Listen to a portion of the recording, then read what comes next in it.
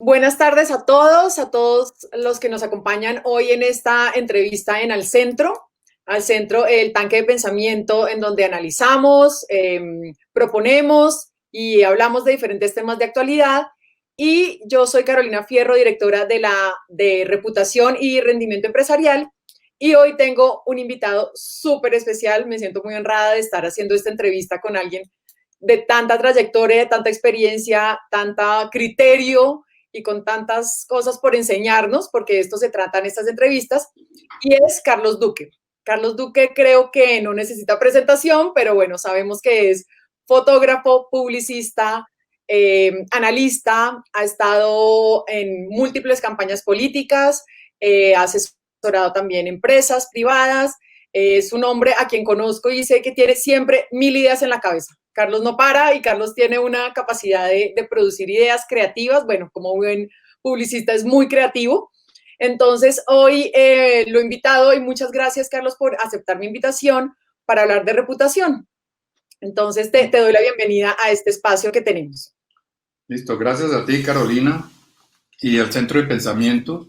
Y bueno, aquí estoy listo para las inquietudes que tengas respecto al tema de reputación y demás. Excelente, excelente. Y tú con tanta experiencia en todos los campos, como le estaba diciendo, público, privado, artístico, también pues porque la fotografía es una parte artística, y en estos momentos, quienes no lo siguen, Carlos es un gran tuitero. Él tiene ya su espacio está muy posicionado como tuitero en redes. Entonces, quiero empezar con la pregunta del papel de los medios de comunicación en el manejo de la reputación. No sé si lo quieras dividir como medios tradicionales y los nuevos medios, redes, pero ¿qué papel juegan los medios en ese manejo de la reputación? Pues a ver, yo diría que en primer término, eh, todo lo que estamos viviendo y está viviendo el planeta hoy, como que ha hecho visible una profunda transformación que incluye, por supuesto, el papel que juegan los medios y las redes sociales en particular, todo pues, el tema de medios digitales. Eh, con eso lo que quiero decir es que se han destapado ciertas actitudes y ciertos comportamientos en los medios y en las redes que no percibíamos, yo diría, un año atrás, por ejemplo. Hace muy Y eso poco. hace una gran diferencia porque eh, las redes sociales lo que nos está mostrando hoy, lo hemos visto no solamente por lo que estamos viviendo nosotros aquí en Colombia, como lo estamos viviendo en el mundo, como lo acabamos de ver en las elecciones gringas, en la misma actitud de los gobernantes que están, digamos, más conectados con los públicos a través de los medios digitales que por los medios tradicionales. Y en ese sentido creo que habría que eh, empezar por hablando del prestigio y de la reputación de los medios como tal también y de las redes.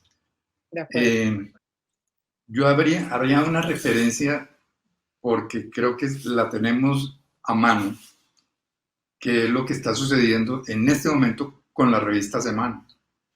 Hoy miércoles 11 de noviembre, exactamente. Sí, Exactamente. sí, sí. Entonces, con Semana está sucediendo hoy algo que, digamos, hace un año y medio, no nos imaginábamos realmente. Mejor dicho, por más que la revista entrara en una etapa diferente comercialmente hablando, ya que cambiaron los dueños y demás, pues digamos que el carácter periodístico mismo de la revista no imaginábamos que fuera a tener un vuelco tan profundo. Y en ese sentido, podríamos decir, ¿cómo evaluaríamos nosotros hoy la reputación de la revista Semana, de la marca Semana? Porque es una marca muy importante como medio de comunicación en Colombia. La revista, pues es que es una revista que lleva, digamos, en esta última etapa lleva más de 40 años construyendo una reputación periodística específica, con un carácter y una mirada, digamos, de la realidad nuestra, una posición crítica y un análisis periodístico de nuestra realidad que realmente se ha constituido como una escuela, digámoslo así, una escuela de periodismo, por la que han pasado, yo diría que las mejores plumas, los mejores opinadores periodísticos del país, y sin embargo hoy vemos que hay como una renuncia y una salida masiva de quienes han construido, en gran parte los periodistas que han construido en gran parte la reputación de la revista misma y de la marca Semana.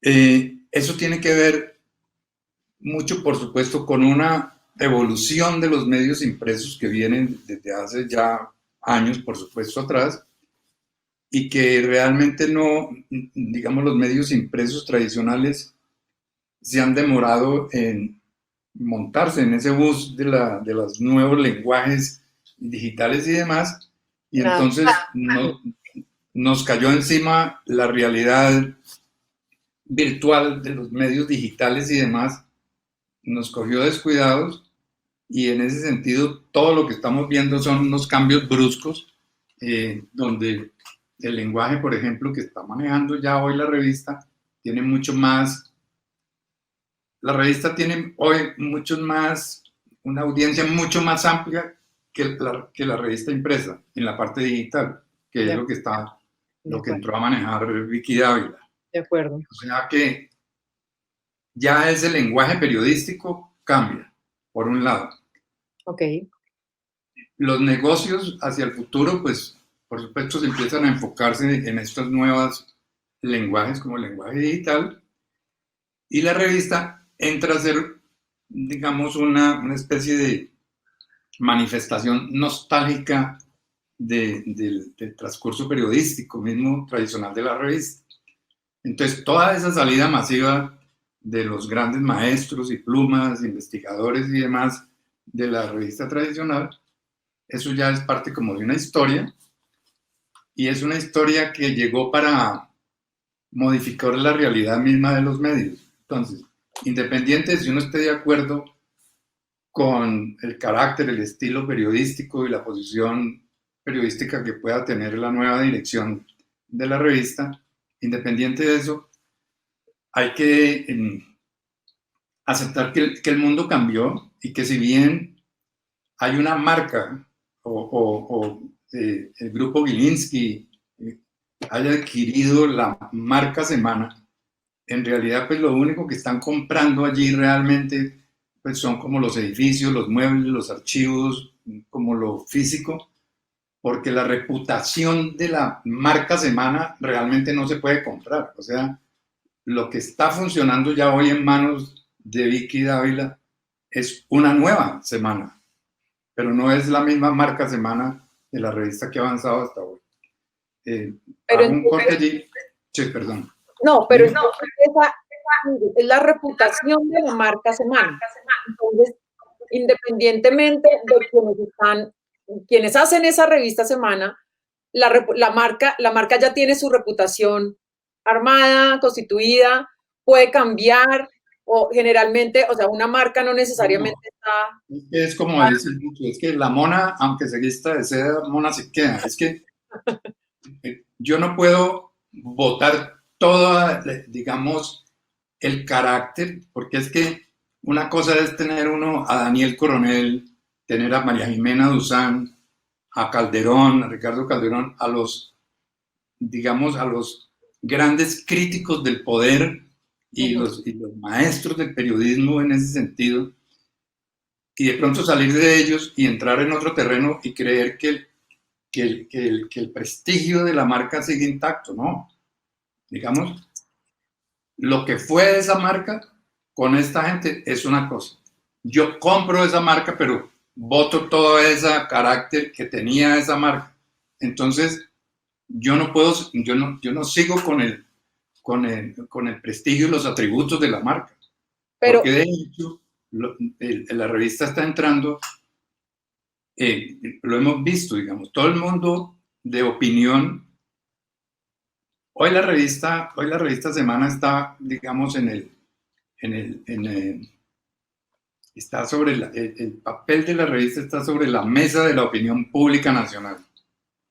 El estilo periodístico de Vicky y de Salud y de la gente que quedaría para manejar la marca Semana en este momento es muy diferente, porque tiene una posición mucho más cercana, digamos, al gobierno, una posición mucho más cercana a todo lo que ha sido crítico anteriormente la marca. ¿Me explico? Sí, sí. Y eso no se traslada así de fácil, eso no se hereda así de fácil. Eso, La Vicky está reputación no construyendo, es heredable, la reputación no se hereda. no se hereda. De hecho, entonces, lo que está haciendo Vicky es construyendo un nuevo carácter. Un nuevo Una, carácter. una nueva reputación, por ponerlo de esa manera. Y entonces ahí uno podría entrar a pensar o a discutir qué es lo que nosotros llamamos reputación, porque hay reputaciones malas y reputaciones regulares y reputaciones buenas, De acuerdo. ¿cierto? Entonces, todos queremos tener una buena reputación, eso es lo que buscamos todos. Sin embargo, en el mundo contemporáneo, las figuras y las entidades y las figuras públicas y los políticos pues adquieren su prestigio o diseñan el tipo de reputación que quieren. ¿A qué me refiero con eso? Álvaro Uribe tiene una reputación. Para algunos es una reputación buena, para otros es una reputación mala, ¿cierto? ¿De acuerdo? Sí, sí. Pero él escogió esa reputación y defiende esa reputación que tiene, con Sí, todas sus deficiencias y con todos sus aspectos negativos, en fin, pero sí. esa es su reputación. Entonces, para algunos es buena, para otros mala. Entonces, Donald Trump, Donald Trump construyó una reputación y tiene una reputación y mucha gente lo odia y le fastidia la forma, pero el poder que ha adquirido Donald Trump como el que ha adquirido Uribe es precisamente por el carácter que han vendido, que han Claro, comunicado. claro. Entonces, la política también funciona de esa manera. Ujú, ¿Me ujú. explico? Lo vemos, por ejemplo, en términos políticos con el partido FARC. La FARC tenía una pésima reputación entre la ciudadanía en general, por cierto, aunque podía tener, por supuesto, unos seguidores y simpatizantes y demás. Sin embargo, lo que estamos viendo hoy después del proceso de paz y de la firma de los acuerdos es la dificultad que ha tenido el partido FARC y los directivos, digamos, de la antigua guerrilla, de construir una reputación política, que es un camino muy difícil, que seguramente le seguirá costando mucho trabajo, y sin embargo vemos que ahí van aportando unos elementos con la Comisión de la Verdad, con todo este rollo, la JEP y demás, que es parte de una realidad. Pero bueno, en fin, el tema de reputación lo podríamos comparar como con imagen, eso que llamamos imagen. Ahí va a mi segunda pregunta y te quería hacer énfasis porque has puesto ejemplos de Trump, Uribe, o sea, es la imagen y ellos se han mantenido ahí y dicen, eso, como las FARC quieren crear esa nueva reputación política, incluso en las empresas, o sea, hay empresas que, o sea, no sé, Electricaribe tuvo una máxima reputación pésima por su servicio, o sea, todo es intangible que es la reputación porque es un valor intangible, vale mucho, pero no se ve ni se tiene. Eh, es diferente a la imagen o imagen y reputación están ligados eh, Pues 100%. es que, digamos, yo puedo, imagen es lo que más se acerca al trabajo de los asesores políticos, asesores de imagen, asesores de comunicación, ¿Okay? y asesorías estratégicas en eso, porque son los lenguajes contemporáneos de construcción pública, digamos, de presentación y expresión pública. Pero la imagen tiende a adquirir formas cosméticas, publicitarias, que es cómo me visto, cómo hago, cómo actúo, cómo tal, para unas audiencias, qué digo, cómo lo digo, en fin. Eso es lo que yo llamaría un esfuerzo de construcción de imagen. Sin embargo, imagen no es solo eso que se ve, lo que vemos. Imagen es lo que sabemos, lo que conocemos de otros. Eso es lo que es la imagen real. Y eso que empieza a ser la imagen real de lo que sabemos, que no siempre tiene que ser real, digamos, porque hay mucho de percepción y por eso las redes y los medios han jugado un papel clave, porque la lucha por el poder se ha convertido en una forma de desprestigiar al otro, desprestigiar al enemigo, de dañarle su reputación, y sí, de obstruir y de destruir su imagen positiva, entre comillas. Entonces, uno tendría que remontarse, porque me imagino que una pregunta que tú debes tener debes estar haciendo es, ¿cómo se construye una imagen? ¿Cómo se construye un prestigio, una reputación positiva? Y yo diría que si bien hay formas cosméticas de engañar unas audiencias y de construir unos discursos y demás, hay una cosa mucho más importante de fondo, que es la honestidad de las marcas y de las actitudes.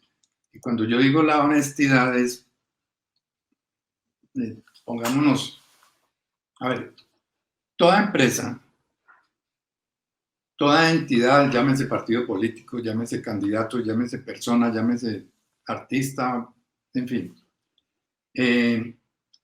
tiene una vida personal. Uno tiene una vida pública y tiene una vida personal que es como el depósito de la vida de uno, un depósito, un archivo, y ese depósito es donde uno tiene guardados o cosas que no mostraría o unas cosas que ni siquiera las ha vuelto a parar bolas, pero que es como una especie de esos depósitos, de esos cuartos de San Alejo donde uno va dejando cosas y va recogiendo. Y lo que sucede hoy con los medios y en particular con las redes sociales es que cada vez conocemos más lo que la gente guarda en esos depósitos. De acuerdo. De acuerdo. Y todos los días vemos cómo le sacan cosas a la gente que uno no se imagina. Entonces, que Néstor Humberto Martínez, siendo fiscal, no sé qué, y entonces tuvo que ver con Odebrecht y no sé.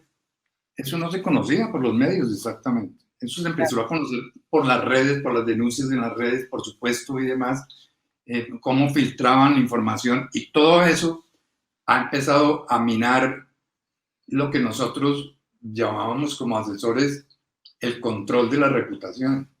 Pero entonces, ese control de la reputación, ¿quién lo tiene ahora? ¿Lo tiene uno o lo tienen las redes? ¿A qué me refiero? A que en algunos casos, entonces, si las redes lo tienen las redes y los medios, pues algunos medios, por supuesto, pero uno es el que tiene que saber cuál es el depósito, mejor dicho, lo primero que tendría uno que hacer ya como asesor es, uno ya no entra a ver qué es lo que quiere, usted cómo es lo que quiere, venga, le diseñamos, hacemos, póngase esta corbata que le queda divina, sí. Si usted es mujer, entonces peínese así, bla, bla, bla, todo ese rollo.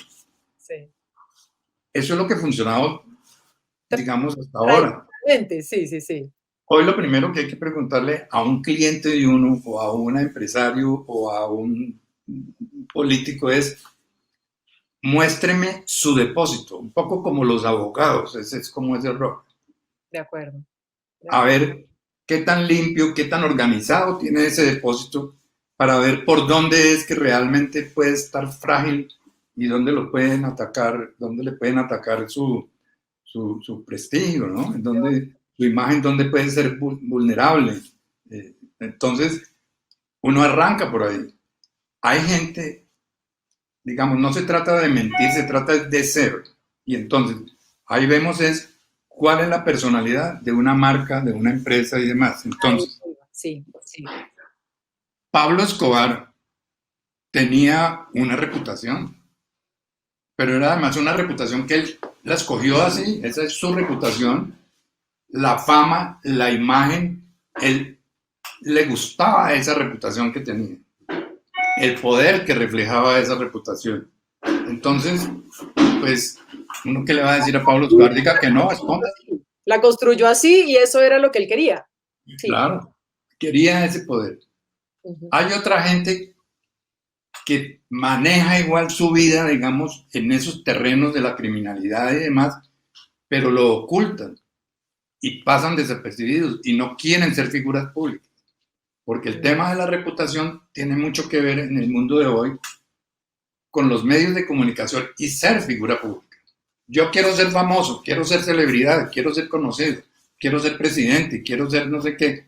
Listo. Entonces, automáticamente está expuesto, ¿sí? Ya es vulnerable, su reputación es frágil, a no ser que tenga mucha seguridad, mucha confianza, mucha certeza de que su depósito está bien organizado, que no tiene cosas que esconder y que si las tiene, sáquelas y dígales, sea sincero, porque es que todos aquí nos hemos vuelto la sociedad de la, digamos, de las mentiritas, nos mentimos. Todos tenemos una vida transparente, mi libro es una vida, ¿qué más? Mi vida es un libro abierto. Libro abierto. Exacto. Y eso está. ¿A quién que lo han acusado de un crimen, de un delito o algo? Nadie sale a decir, sí, hombre, yo cometí. Por eso hay una cosa importante que está sucediendo con el tema del proceso de paz y es que ya hay gente que empieza a reconocer que realmente cometieron delitos. Porque uno puede fallar, la gente falla. Ponerse en los zapatos del otro es una cosa que tenemos que aprender y que hemos ido aprendiendo, ¿me entiendes? Pero hay, sí, perdón. En eso, Carlos, ponernos, pero pareciera que no hay perdón. O sea, como que el que se equivocó por algo o porque pues, en redes o porque mostró o porque hizo, porque hace 5 años se emborrachó y estrelló el carro y lo pusieron en las redes, o sea, pero es como un ya, quedó por siempre como el borracho, como el criminal, como eso, y ese tema de ponérselo y decir, ok, yo quiero como salir a cambiar o salir a, eso como que no se permite. No, sí se permite, lo que pasa es que no lo hacemos. Nadie reconoce sus fallas, no queremos reconocer. Eso es un buen punto, sí, sí. Una cosa que he aprendido yo, digamos, en mercadeo, en marcas, imagen de marcas, y eso es, los fabricantes, los productos, cuando fallan, porque tienen algún problema de calidad en eso, salen y lo reconocen. Y le piden excusas y recogen los productos y le piden excusas al público y devuelven la plata. Eso es un tema de reputación, de responsabilidad social. Pero normalmente, y sobre todo lo vemos en política, eso no existe. Nadie acepta, nadie quiere aceptar, ¿me entiendes? Como si todos fuéramos perfectos. Entonces, nos volvimos, lo políticamente correcto es negar cualquier acusación. Y si la justicia empieza a trabajar, pues la justicia nuestra, estamos viendo cómo las fallas que tienen los carteles de la toga, no sé qué, la compra de jueces, todo eso de nada. Sucede también con instituciones como la policía. Entonces hay una cosa que niega permanentemente que fallamos, que somos humanos, que tenemos errores. Por eso lo vemos con el tema, digamos, con el machismo. ¿Cuánto hace que venimos hablando de la equidad de género, de la brecha de género, de la igualdad de género, del sexismo en el trabajo, del machismo, de cómo las mujeres las por debajean en las empresas? Chévere tener una vicepresidenta, pero una presidencia no. Chévere tener a alguien en no sé qué, que las mujeres nos ayuden en estas cosas. Por el salario, siempre el salario va a ser menor. Exacto. Entonces, todo eso demanda mucho tiempo porque son taras culturales que tenemos. Vamos a demorar Pero mucho. ¿cuánto tiempo más? Y si nos metemos un minutico ahí en el tema del feminismo, porque estoy estudiando unos temas, o sea, me gusta el tema de moda y estoy revisando y yo diría, bueno, en los 60, 70, eso fue hace 50 años o más, porque y hoy estamos con el Me Too, o sea, como todavía se suponía que esas batallas ya las habíamos ganado y no, o sea, todavía seguimos en temas de eso, en la universidad, la equidad, obviamente ni hablar violencia intrafamiliar, el por debajo de las mujeres, entonces eso va a pasar un siglo y todavía, entonces es como una lucha, pero de tiempo, mucho tiempo, pues que nos va a tomar todavía años más, creo yo, aunque yo creo que ya pues, se está No, dando pero la batalla.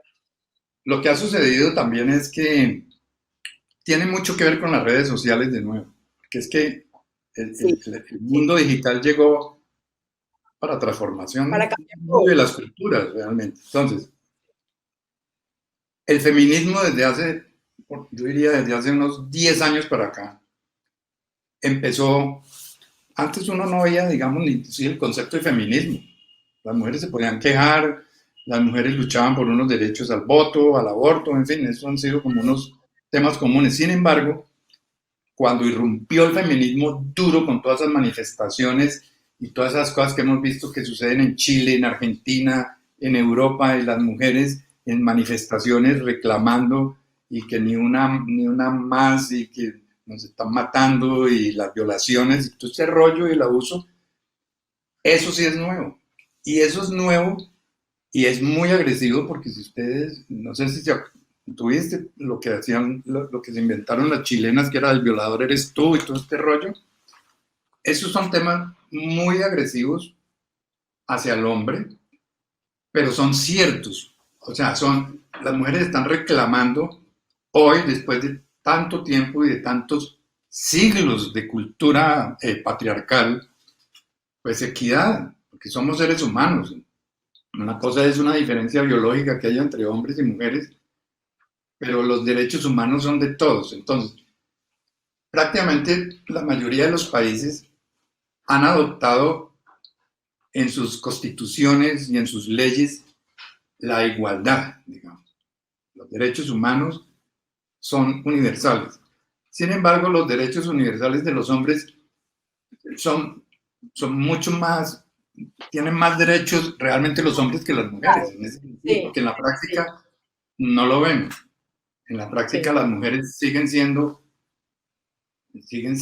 pues como recluidas. Yes. eh, Igual hay que, seguimos pensando culturalmente que la mujer está hecha para ser madre, para ser esposa, para manejar la casa, para encargarse de la casa, para la vida privada, mientras que la vida pública es para nosotros, los hombres, los que manejamos la política, el poder, las empresas y demás. Los cargos, a los altos cargos, y eso no es imagen, sino es un imaginario, ¿verdad? Que también son dos cosas diferentes. Es un imaginario social, que Es es un cultura, imaginario social. es una cultura, porque eso no se puede, por eso digo, hay una cosmética que es yo como gobernante, o como hace, por ejemplo, el presidente Duque, que el presidente Duque dice, nosotros somos feministas de alguna manera porque la mitad de mi gabinete son mujeres, ¿cierto? Entonces eso suena bien, nuestra constitución protege los derechos de la mujer, de los niños y demás, y las niñas. Sin embargo, en la práctica, eso no tiene nada que ver, porque igual las mujeres siguen, no quiere decir que ese gabinete de mujeres esté trabajando para las mujeres, sino es una cosa como de cosmética, de discurso cosmético, ¿entiendes? Sí, sí, sí. Es como decía el publicista David Ogilvy en inglés que decía, cuando no tengas nada que decir, cántalo. Es un poco si no lo vas a hacer, igual muéstralo, haz la foto y el comercial ¿entiendes? Es como Ok. eso. Pero entonces esos cosméticos que se puede decir, esos son parte de la imagen, pero ya en el fondo, o sea, la reputación sí se construye con algo más interno, con algo más, con acciones, con temas Pues, que lo tengan mucho más de fondo, creo yo. No, no, no, claro. No, pues nosotros lo estamos viviendo, es que a nosotros nos están pasando cosas muy interesantes realmente. sí. Claudia López tiene una reputación. ¿Me explico? Es alcaldesa de Bogotá. Alcanzar la alcaldía de Bogotá para ninguna mujer en Colombia es un tema fácil. Era, Políticamente hablando, para una mujer llegar a ese cargo, eso es a codazo limpio, porque es que, digamos, no, claro, enfrentarse y tener que competir con el machismo tremendo de la política nuestra no es fácil para nada. Entonces, llega a ese cargo, además, siendo homosexual, teniendo todo, ¿me entiendes? Que son cosas que culturalmente nosotros no hemos aceptado, porque tenemos una cultura muy conservadora. Entonces, eh, lo de Claudia, de nuevo, esa reputación es real, es clara. Ella tiene organizada su depósito así, y lo sabemos y lo conocemos. Entonces, no está ocultándose y haciendo figuras de no sé cuánto. Ella es así, ella vende esa imagen, ahí no hay cosmética, es lo que es. Entonces, por eso es tan importante quienes quieran, digamos, desarrollarse y desempeñarse en la vida pública, tener en cuenta que el carácter para adquirir reputación o para reflejar una reputación y una imagen tiene que ver es cómo uno tiene organizado su vida, lo su que es. depósito, sus discursos, ¿no? Porque es que en la política nuestra también nos mentimos mucho, o en la vida pública nos fascina decir lo que la gente quiere oír, ¿no? Claro. Es, digamos lo que a la gente le gusta, es como si estuviéramos cantándolo. Es como cuando hacemos una foto. Yo, Sí. es que hago La mejor fotografías. cara y poner ahí la mejor cara y después ya cambiar, sí. Por ejemplo, yo hago mucha fotografía de retrato. El retrato me gusta mucho, el retrato de celebridades y tal.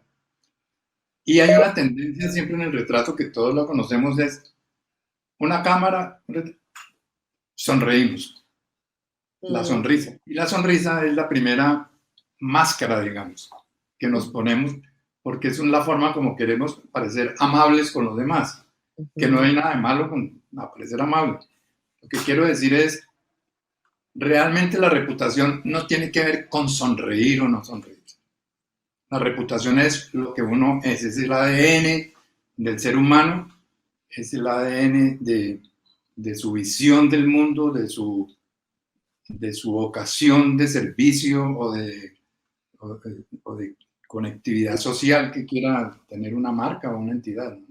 Pero ahí entonces, aquí hay una frase muy común en temas de academia de reputación y es la reputación, o sea, se construye en mucho tiempo y se pierde en un segundo. O sea, esta frase, Sí, sí, exacto. Es cierto. ¿cuál es tu opinión? O sea, eso tiene que ver con lo que estás diciendo tú de lo que yo soy, porque entonces puedo mostrar una imagen muy bonita, imagen cosmética, pero en el fondo y toda mi reputación o toda la construcción de reputación que quise hacer, entonces en un segundo ahí se puede perder. Y ahí quiero preguntarte por las empresas privadas, porque lo público, digamos, pues bueno, tú lo acabas de explicar, pero una empresa hoy, una multinacional sin nombres, antes que no pagaba impuestos, que tenía temas más o menos así no tan legales, y digamos, podría pasar de agache y una muy buena reputación, sí, es la empresa tal, buenísima, y hace responsabilidades hacia el todo, pero hoy eso ya es ese tema ya reputacionalmente, donde se llegue a descubrir que empresa X tiene malas prácticas de buen gobierno o de trato a los empleados, algo así, ahí ya su reputación muere. Por eso hablo de organice su depósito, porque es que yo puedo tener una empresa prestigiosísima que se llama Odebrecht. Gigante. ¿Entiendes? Y por debajo de cuerda hacen no sé qué cosa, en cualquier momento, porque las redes existen, porque el periodismo existe, ¿entienden? Se Sí. descubre ese cuento, ya, hasta ahí llegó, eso sí, 2 días se demoraron para esa vaina.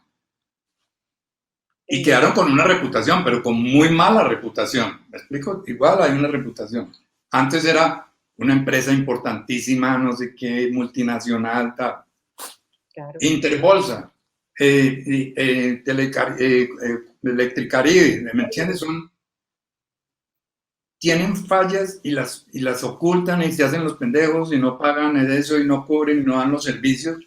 Eso tarde o temprano no pueden pasar de agache, porque es que son empresas que crecen, que públicamente tienen unas responsabilidades, aunque por supuesto toda empresa tiene una responsabilidad social, Ujú. pero pues unas son mucho más frágiles que otras en ese sentido y con mayor razón tienen que cuidarse. Entonces, de nuevo es como como es un poco como lo que pasa con el tema del narcotráfico, de hacernos ricos ya y conseguir la plata ya y hacernos millonarios de una vez y tener éxito comercial de una vez. Entonces, pasamos por encima de todo, porque como el dinero y la plata todo lo puede, creemos que ya, estamos en la esta y hagamos. Y eso no funciona Y así. vamos. Oh, antes era mucho más fácil hacerlo porque la gente podía pasar de agache. Hoy no pasa de agache. La plata se nota. Se nota si tienes un avión privado. ¿Viste de dónde sacó avión privado? Se nota que viaja 10 veces a Europa a pasear de vacaciones, no sé cuánto. Mm. Me explico, de ahí que, en fin, todo lo que está cambiando hoy con toda esta pandemia que nos ha tocado y demás, es que nos ha obligado a recluirnos en nuestros depósitos, en ese depósito que yo llamo, donde tenemos todos nuestros guardados. Entonces ya nos tenemos que mirar De al acuerdo. espejo, salimos mucho menos, reflexionamos y encontramos que sí realmente tenemos muchos huesos guardados por ahí en rincones y que toca pues como, a ver, Como digo, mirar a ver, y nadie, mirar a ver. nadie se escapa de eso, todos hemos fallado de alguna manera. Eh, Claro. Errores, obvio. claro, y son errores y son equivocaciones. Y este es el momento de aceptar equivocaciones. Digamos, nosotros somos un país que nos hemos equivocado en muchas cosas, pero no quiere decir que porque nos hayamos equivocado mucho no podamos reconciliarnos y ponernos de acuerdo. Eh, digamos, hay una gran conversación pendiente que es la que estamos empezando a escuchar en todos los ámbitos, en todos los terrenos, y se relaciona con el proceso de paz y con los acuerdos, porque nosotros todos estamos metidos, digamos, en esa película, para bien o para mal, querámoslo o no, ahí estamos. Es una realidad, sí. Y todo ese tema de que exista una comisión de la verdad, que es, venga, digámonos la verdad, que es atacado la comisión y la JEP porque se dice que eso es un tribunal de justicia diseñado especialmente para la impunidad de las FARC. Y lo llamamos así despectivamente. Y no hemos querido entender que es que si queremos la paz, porque como nos hemos equivocado tanto, sí hay que negociar favores de justicia, no comprar la justicia como hacemos del otro lado, porque es que estamos acostumbrados si no queremos ir a la cárcel, cogemos abogados, compramos la justicia, torcemos todos los procesos de justicia. Y Pero ahí, cuando hacemos formalmente una entidad que pueda conciliar a cambio de la verdad y todo este tema de la reparación y demás, un tema de, listo, no nos podemos ir todos para la cárcel, entonces empecemos a confesar y a conversar sobre en dónde hemos fallado.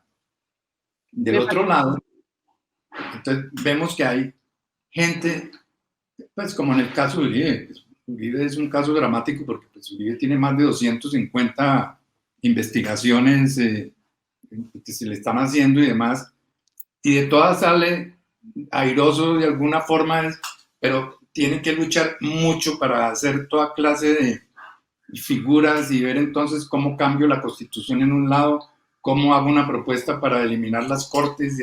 Me explico, eso es muy doloroso y muy difícil porque en el fondo el mensaje que están lanzando los acuerdos es negociemos impunidad para todos, digamos, perdonémonos entre Nuevo todos partido, porque, nuevo país, nuevo de pues, verdad, como para algún... claro, no nos podemos ir todos para la cárcel. Por supuesto que hay crímenes de crímenes, todo lo que queramos, Claro. pero empecemos por ahí.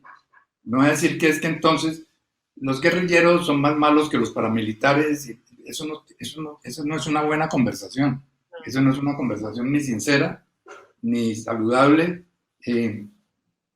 Nosotros no podemos seguir como en la confrontación y en el debate. Nosotros necesitamos entrar en una conversación, digamos, en una deliberación. Y ahí te pregunto, con todo esto que has puesto sobre la mesa del tema del país y de cómo no lo hemos logrado, estamos viviendo en este momento, 2021, es súper interesante porque hay 4 generaciones vivas en el mundo. Antes los abuelos de uno sí se morían a los 60. Ahorita, pues, Biden tiene 78 años y es presidente del país más poderoso del mundo. La generación a los 70 está regia, activa, completamente activa en la sociedad. Vienen después, bueno, baby boomers, después los X, los millennials. O sea, este diálogo intergeneracional también me llama la atención porque tú dices, ok, como, y lo uno también con lo que hablábamos de la revista Semana al principio, queda una historia atrás, hay una generación que ya llega algo nuevo. Lo mismo, proceso de paz, la guerra, narcotráfico, todo eso, viene un nuevo tema de paz y de perdón en el que estamos. Pero ¿tú crees que los valores que rigen digamos, hablemos de los valores de la reputación, o sea, que son honestidad, buen manejo, todo eso cambiaría generacionalmente o son los mismos siempre? O sea, son los mismos que podamos tener, no sé, ahorita, ¿qué se puede decir frente a eso? Sí, pues es que todo, incluido los valores, es relativo. Okay. ¿Por qué? Porque pues uno lo ve en las mafias, por ejemplo, y en los sicarios. Sí, Los sí, claro. sicarios y todos tienen unos valores. Sí. Mi mamá, mi casa, ¿me entiendes? Mis hijos. Eso lleva a que la gente, si alguien, digamos hoy estamos viendo que aumenta la inseguridad, además, no sé qué, en las calles y bla, bla, y tal, y que si son venezolanos, que no. Es que si yo soy un padre de familia o una madre de familia y tengo unos chinos pequeños, yo no me voy a dejar morir de hambre ni los voy a dejar morir de hambre. Entonces, en ese sentido no puede haber valores. Yo no me puedo dejar morir mi familia de hambre porque los valores es, yo no puedo ser agresivo, no puedo robar, no puedo hacer. ¿Me explico? Y la pobreza, Sí. la pobreza es muy difícil que mantenga unos valores morales en ese sentido, ¿entiendes? Que es la honradez y no. Y lo peor es que cuando esos valores se trasladan a quienes no tendrían necesidad, digamos, de romper las reglas, pero las rompen, es decir, eso sí es grave. Y eso lo estamos viendo que cada vez somos mucho más elásticos en eso. Hoy recibir una coima, todo, pues a ver si los otros ¿por qué no voy a recibir? Entonces, todo el mundo lo hace porque yo no. Claro, claro, claro. eso es fatal. Entonces, por un lado, la justicia tiene que llamar la atención en eso, pero la justicia honesta, pues, digamos, bien aplicada, para que precisamente podamos entrar en una conversación social, porque como ya se ha distorsionado tanto el tema de los valores, este es un país narco, ¿me entiendes? ¿Cuántos de nosotros no hemos en algún momento o vendido un apartamento a un narco o haciendo negocios y sabemos que mucha parte de la industria vive de los automóviles porque los narcos son los que están comprándola? ¿Me entiendes? Mucha parte de la economía se sostiene ahí y lo único que podemos hacer inclusive como Estado es hacernos un poco los locos porque necesitamos mover la economía también en ese sentido, pero por el otro lado tenemos toda la hipocresía para decir legalización, no. ¿Me explico? Entonces legalicemos de una vez esa vaina y salimos de esta bobada y pongámosles unas reglas de juego a esto y que el Estado sea, pues, el que haga el monopolio de ese tema, de si es la marihuana o la coca, lo que sea. Pero me explico, los valores tienen que ver Sí. con hacemos lo que nos conviene, no lo que le conviene necesariamente al país. Me explico, protegemos. Ya el mismo Estado y el gobierno llega a unos niveles donde le queda imposible, lo estamos viendo, es el Estado es absolutamente incapaz de controlar ese tema del narcotráfico, las muertes que se generan, la violencia que genera el narcotráfico, porque estamos un poco en manos de eso, la política está muy metida en ese tema también, ¿me entiendes? Las Fuerzas Armadas, hay demasiada mezcla y como si hubiera dos estados en Colombia. Entonces, culturalmente nos pasa lo mismo. Lo que pasa es que yo he llegado como a conclusiones también. No creas que esta pandemia también ayuda a que nos lavemos un poco el cerebro Claro, a reflexionar, a pensar, y claro, a todos nos pasa. tratamos de organizar el depósito. Entonces, Exacto, mi exacto. tesis, mi tesis en esto es la paz o los acuerdos arrancan con la equidad de género. Yo digo que todo este tema cultural, social, arranca por ahí. ¿Por qué? Porque es que lo primero que tenemos que aprender, y esto no es una discusión nueva, es todos tenemos la obligación de aprender a ser ciudadanos. Ciudadanos. Ser ciudadanos es, todos tenemos el mismo derecho en el espacio público, tenemos derecho al acceso a la educación, al trabajo, tanto hombres como mujeres. ¿Me explico? Entonces, en una cultura patriarcal, esa parte que en la práctica no funciona, porque vemos entonces con la pandemia cómo se ha alborotado y multiplicado la violencia intrafamiliar.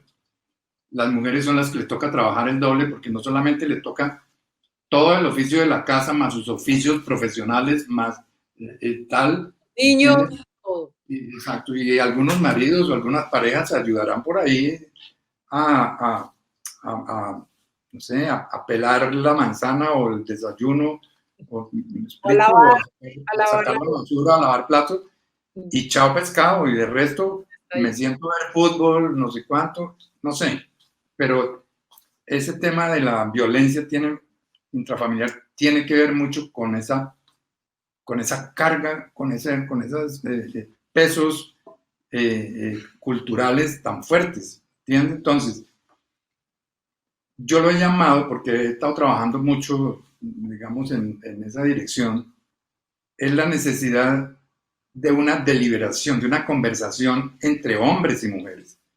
Una conversación, porque entre otras cosas, lo que estamos viendo es el feminismo se ha manifestado muy fuertemente y cada vez son más los rituales, los foros, las conversaciones, los webinars, los Zooms, todas estas conversaciones entre mujeres para hablar de las cosas de las mujeres y hablar del machismo y protestar un poco con eso, pero no están involucrando a los hombres en esa conversación.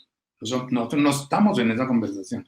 Es más, cuando un hombre, y lo digo porque me ha pasado, cuando un hombre habla de estas cosas y de feminismo y que deberíamos realmente conversar a ver cómo es el rollo, dice, pero usted para qué se mete si el feminismo es una cosa de Usted no mujeres. entiende si usted no es mujer, o sea, usted no va a entender, no sabe. Y yo digo, no, que es que el aborto, pues, ¿sí que hablar de aborto si usted no tiene vagina y usted no ha abortado y no sabe qué es ese rollo? Pues a ver, yo no puedo hablar de cáncer porque no me ha dado cáncer. Hay una cosa pesada ahí, y Sí. entonces es cómo desarrollar técnicas y hemos trabajado unos proyectos precisamente para poder involucrar a los hombres en esa conversación, porque es muy fácil para nosotros que nos digan es que ustedes son machistas, abusadores, violadores y todo ese coso, lo que le pasa a Ciro Guerra con las acusaciones y al otro y demás, porque lo único, entonces a mí me acusan, entonces yo demando, y yo demando quiero decir que te demando, te meto en un lío, y finalmente los jueces me van a favorecer a mí porque el machismo también está en los estrados judiciales, ¿me entiendes? En los jueces. Entonces, esa no es una buena forma. Para nosotros es muy cómodo que no nos metan en ese paseo porque nosotros tenemos muchos escondidos en ese depósito machista. Y tenemos que desarrollar técnicas, escenarios y lenguajes para que hablemos de cosas que los hombres y las mujeres no hablamos. Una mujer, ¿por qué no le puede decir a un hombre si le está fastidiando que le botan mucho los perros o se lo está botando de una manera muy... decirle, oiga, pilas, ¿me explico? Sino que las mujeres se tienen que aguantar esa vaina porque, pues, qué vaina, pues, con este man, no sé qué, ¿me Pobre, explico? Hay otros, no, sí, y hay sí, otros que van mucho más allá. no saber decir, no saber parar. No, no, me aburre, no quiero, ya. Exacto. Y cuando las mujeres reaccionan así, entonces los hombres es la violencia, ¿entiendes? Y por eso viene todo ese tema de las violaciones, porque no hemos conversado de ese tema. Me hemos dicho, ¿por qué si nos gusta una mujer no podemos sencillamente hacérselo saber con respeto como ser humano? ¿Me explico? Porque uno, pues no es que los piropos se acabaron, no puede echar piropos, lo que no puede es No, decir pendejadas y demás, pero entrar en un proceso de conversación, de deliberación mucho más empático, mucho más en el zapato, ponerse en los zapatos de la mujer. sí, ¿Por qué sí. las mujeres no pueden salir de noche y son frágiles en eso? ¿Me entiendes? Toda esa inseguridad que tiene la mujer, que no tiene el hombre, es parte de este tema. Entonces, empezar por ahí me parece que es una fórmula de educación cultural que va a servir para el resto del paso. ¿Entiendes? Okay. Porque las mujeres juegan roles en todos estos procesos muy importantes. De hecho, la guerra que nosotros hemos vivido, todos estos residuos del paramilitarismo, de las guerrillas, del narcotráfico, de toda esta violencia de la, criminal y demás, los que pagan los platos rotos son las mujeres, porque son las que quedan viudas, cuidando los hijos, les violan las hijas, lo vemos en todas esas cosas, los cementerios que están abriendo con los restos de gente, pues, de desaparecidos y demás, son las mujeres. Entonces, ¿por qué las mujeres tienen que pagar los platos rotos del machismo? Porque los hombres sencillamente es, si me mentan la madre o si me miran feo, te mato. Y nos Claro, matamos. y nos Sí, pero nos matamos. matamos es que Sí. los hijos, las familias, ¿qué pasa?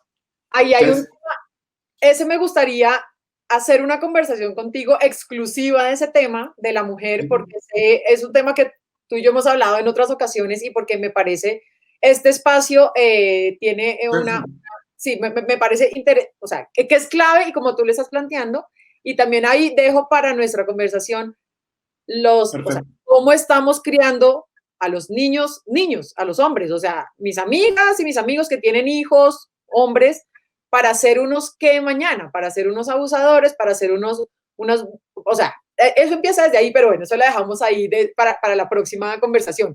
Y ya Listo. para ir cerrando, porque ya, imagínate, una hora que podríamos aquí durar dos, Ok, eh, para cerrar nuestra super entrevista, pero de verdad la próxima vez planeamos más tiempo porque está muy interesante. Bueno, no sé, para cerrar este tema de la pandemia y de nuestras reflexiones en cuarentenados, estamos haciendo este Zoom, o sea, todo este cambio de vida que nos está planteando a la humanidad entera. Esto aquí no hay ni un ser humano que cierto. se salve de tema de pandemia. Eh, no sé, un mensaje que quieras dejar en cuanto a cambios que debamos tener en ese sentido, digamos, de nuestra reputación como seres humanos, como miembros de una sociedad, como ciudadanos, que era lo que estabas hablando. Entonces, y lo que tú dices, todos estos cambios tan rápidos que sean, hace un año no esperábamos lo de Revista Semana, hoy se dio además en una madrugada, o sea, nos levantamos y María Jimena Duzán ya había dicho que no estaba, que es una cosa Sí, loca. sí, sí, sí. Entonces, como un mensaje para cerrar que quieras decirnos. Yo soy muy malo para dar consejos y pues, mensajes en ese sentido, pero lo único que yo puedo decir, pues que es parte como de la conversación que estamos teniendo y que espero que a mucha gente le pueda ayudar es A reflexionar. a reflexionar sobre lo que estamos viendo. Entonces, cuando hablamos de semana, es que estamos viendo es que los medios se están reacomodando, los medios, que las redes se están reacomodando, la conversación se está entrando en otro terreno. Los Sí, partidos políticos se están reacomodando. El partido de la U ya empieza a desgranarse, todos empiezan a tomar posiciones. Germán Vargas, que no sé qué, entonces ahora dice que aprecia que las FARC hayan reconocido sus que ya han hecho sus atentados. atentados. Entonces, Sí. todo eso tiene significado lo que pasó con las elecciones norteamericanas, con los temas de racismo, el machismo de Trump, todo eso nos afecta a nosotros, todo eso afecta al gobierno, el tema de los derechos humanos, en fin.